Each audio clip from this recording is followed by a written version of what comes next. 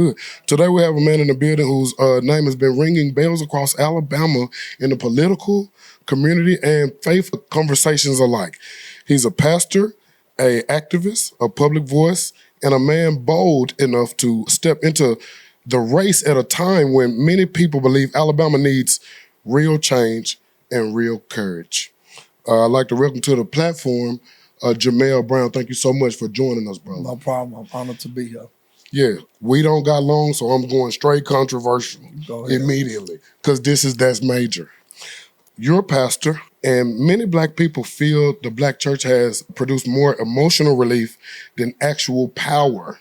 Has the church truly helped free our people, or has it helped keep them spiritually comforted while we stay politically weak, financially behind, and socially disorganized? The church is doing its job because if you read scriptures, we are the church.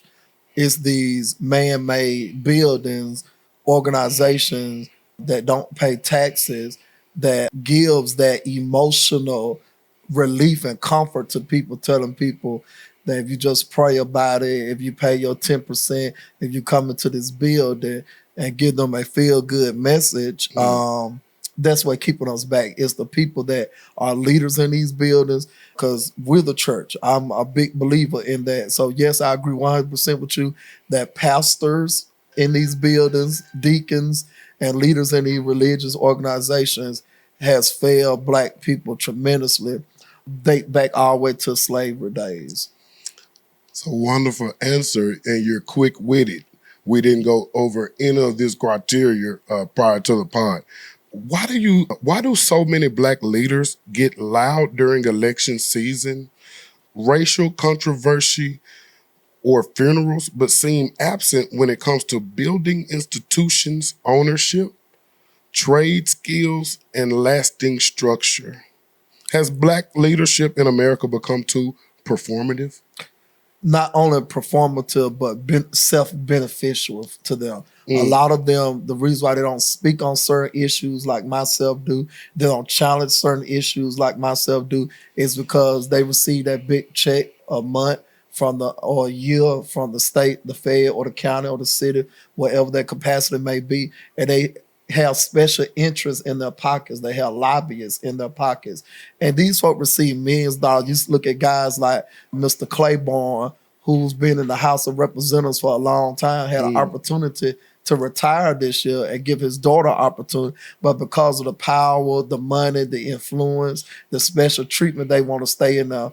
If I ever became governor or if I ever became in a political capacity, I tell people all the time, give me a good 10 years to work what I need to work, break down the system, build it up to the best way I can be, and then I'm out of there and let the next young kid come up and make a difference. Now that's really good, and I absolutely love that answer. At what point do we stop blaming white supremacy for everything and tell the truth that some of our biggest problems now are internal? Poor parenting, lack of discipline, glorification of ignorance, and rewarding dysfunction. Is the black community honest enough for that conversation?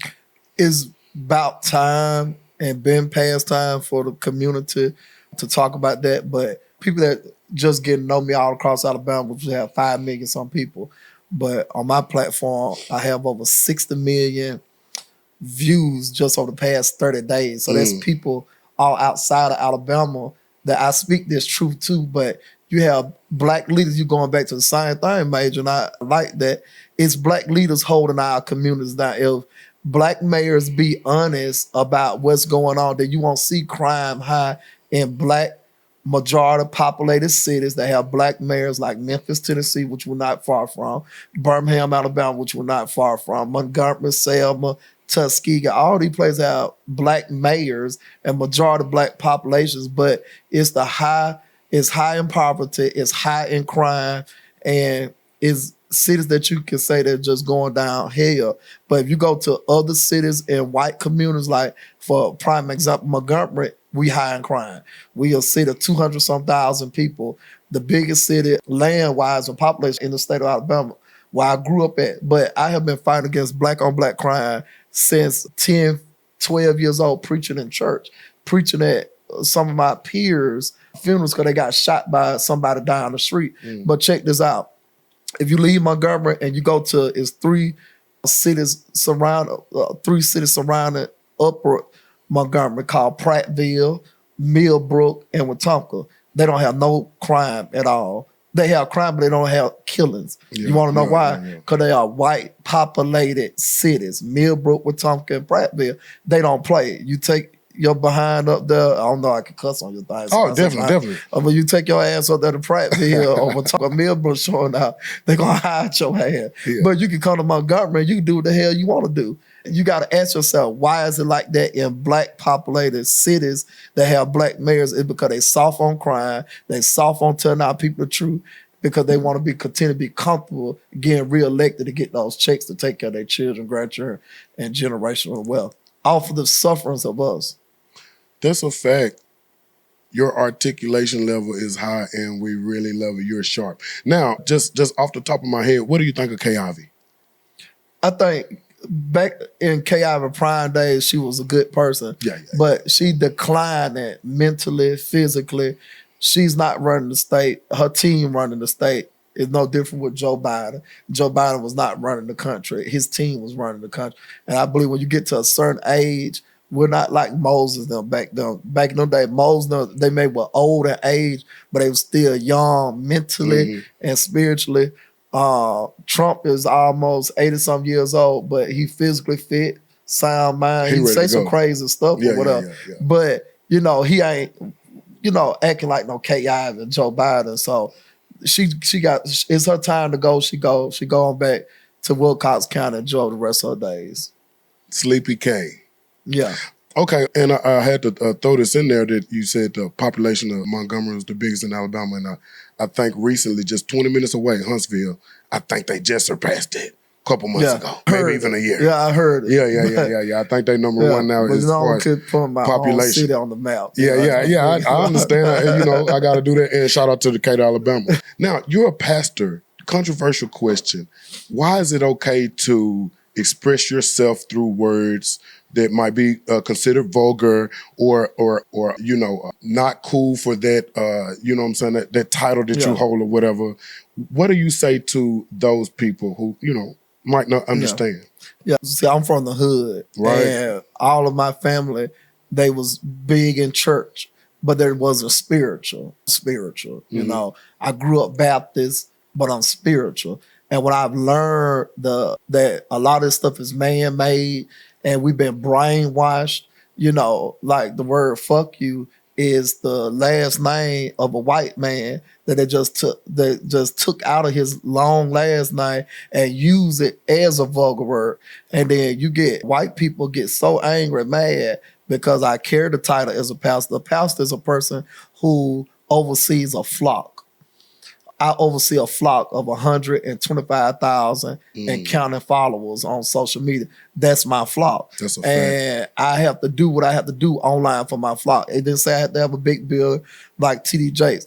So when I'm going into the hood, I can use words like expeditiously. I can use big words in the hood, but will they accept me? They'll look at me crazy. So sometimes you got to get on the level of people. But if you put me in a business room, I know how to be business. You put me in a political room, I know how to be political. And that's one thing I'm happy about myself. Grew up in church, grew up in politics, but still in my 20s, I first started going to clubs in my 20s because my folks were strict. But I'm glad I got a taste of everything so I can know how to relate to everyday people. Now, I was researching you, and it said that you was the youngest man to run for the governor. Did you do that at 18? Well, I was the first youngest black man to run for mayor at 18 of Montgomery. What compelled you to do that at such a young age? I want to make a difference for my city. I love my city. I want to make a difference for my city. And I'm now the first youngest black man to run for governor of Alabama. We never had nobody 35. I started at 34 and just turned 35 to run for governor. But I just wanted to change Montgomery. And if I win or lose, I will have a conversation with a legislature before I got here. I may run for mayor next year in our city elections. But And that's another thing where people don't understand. I paved the way for our first black mayor. We just got a first black mayor of Montgomery in 2019, Stephen L. Reed. But guess what? In 2009, Jamel Brown ran, and it took from 2009 to 2019 for us to get a first black mayor. From 2009 to 2019, we had a white Republican as our mayor who did good thing, but took the black community through hell. But I paved the way for this 50-something-year-old man. Now I think he about to be 50-something, he a young guy.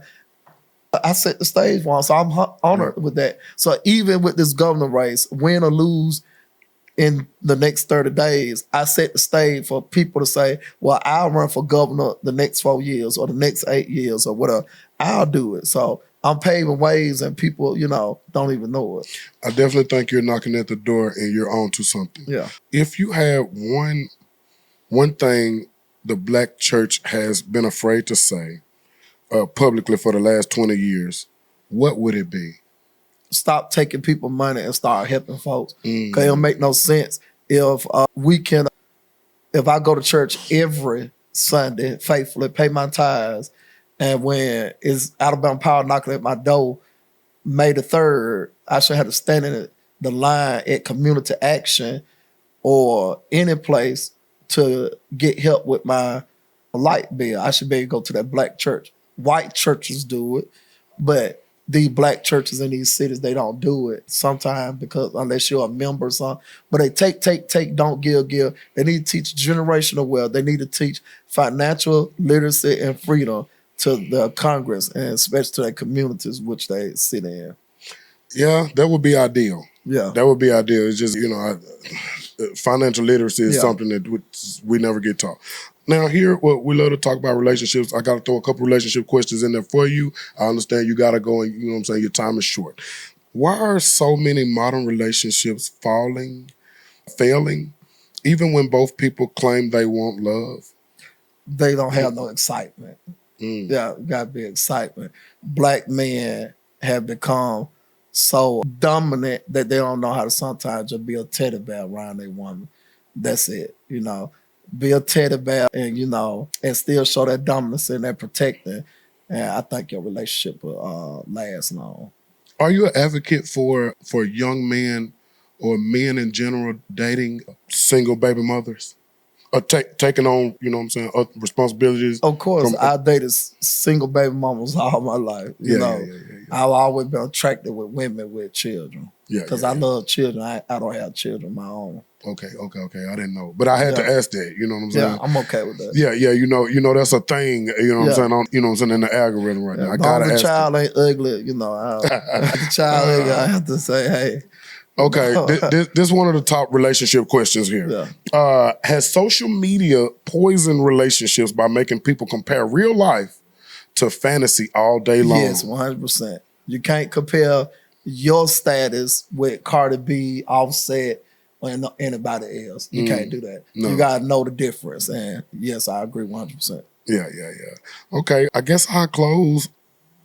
If you had one microphone in every black household in America had to hear you for 60 seconds, what hard truth would you say? Be a parent. Stop letting your children run over you. I came up in a time when it was time for school. My dad would hit on the walls real hard. Get up, y'all, it's school time. Whatever he cooked, we ate. If we ain't liked the deer meat, then he said, you just gonna have to starve.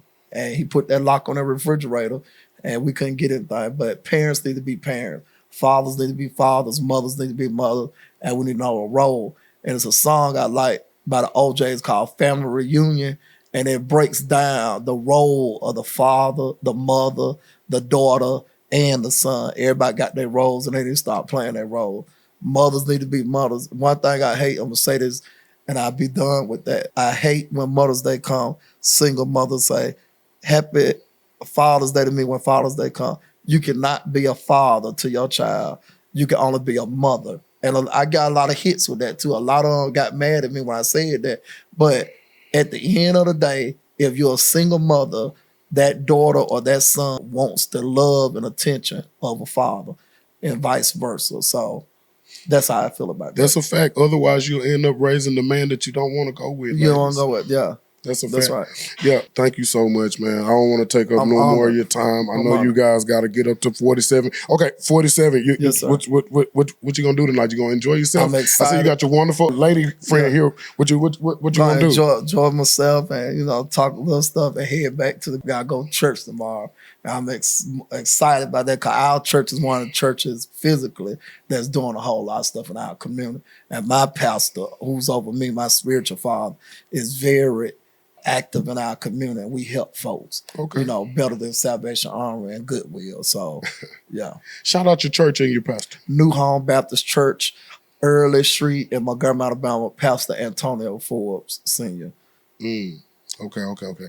Hey, thank you so much for joining us, man. I'm gonna let you guys get on out of here. You blessed the podcast, man. It's a blessing for us, straight up. You know what I'm saying? Small community, small platform, man. We appreciate the hell out you. Yes, sir. That's major.